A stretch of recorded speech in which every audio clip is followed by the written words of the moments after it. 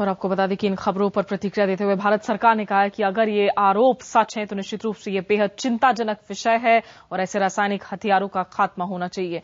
वैसे क्या सीरियाई सेना पर रासायनिक हथियार के इस्तेमाल के आरोप सही हैं या विद्रोही सरकार को बदनाम करने की कोशिश कर रहे हैं? सवाल इसलिए है क्योंकि अभी तक साफ नहीं है कि हमले में कितने लोग मारे गए। ये भी साफ नहीं है कि सीरियाई सरकार खुद को परेशानी में डालने के लिए ऐसे वक्त पर रासायनिक हमला क्यों करेगी जब उसके देश में पहले से ही अंतर्राष्ट्रीय जांच दल मौजूद है। ऐसे सवालों की वजह से ही आरोपों को बड़ी साजिश मानने वालों की भी कमी नहीं है।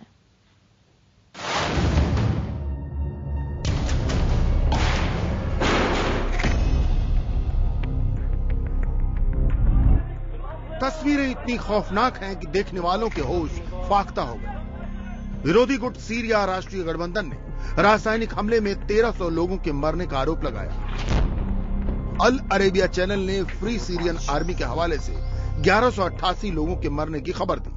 Syrian observatory of human rights ने दर्जन भर लोगों के मारे जाने की खबर दी है। एक तरफ अलग अलग दावे हैं, दूसरी तरफ सीरियाई सरकार हमले के आरोप को ही झूठा बता रही है।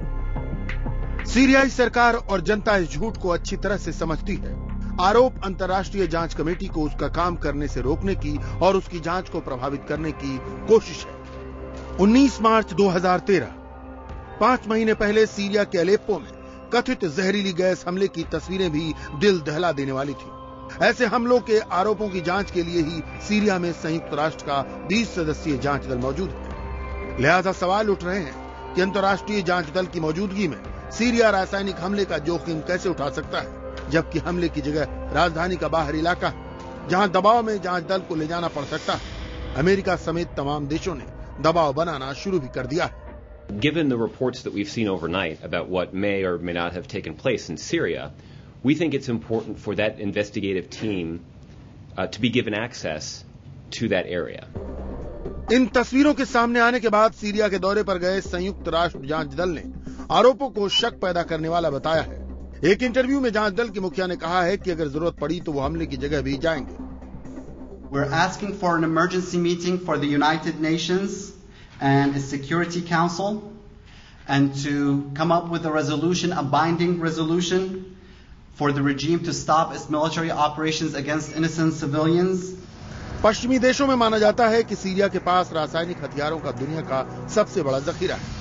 सीरियाई सरकार ने इनके होने या न होने पर कभी कोई बयान नहीं दिया, लेकिन मौजूदा आरोपों को सरकार को परेशानी में डालने की कोशिश माना जा रहा है। सीरियाई विद्रोहियों ने हमले के बहाने सीरिया पर नो फ्लाई जोन घोषित करने की मांग की है।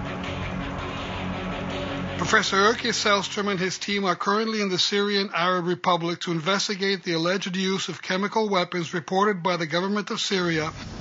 सीरिया में नो फ्लाई जोन कायम करने की पश्चिमी देशों की कोशिश संयुक्त राष्ट्र में रूस और चीन के विरोध से नाकाम हो चुकी है। दरअसल सीरिया कई देशों की खींचतान का अखाड़ा बन चुका है। अमेरिका और अरब मुल्क सीरिया को ईरान और लेबनान के हिजबुल्लाह गुट से मदद मिलने का आरोप लगाते हैं। वहीं रूस और चीन मानते हैं कि असद सरकार को हटाने के लिए सीरियाई विद्रोहियों को सीरिया विरोधी देश मदद दे रहे हैं। Bureau report, IBN 7।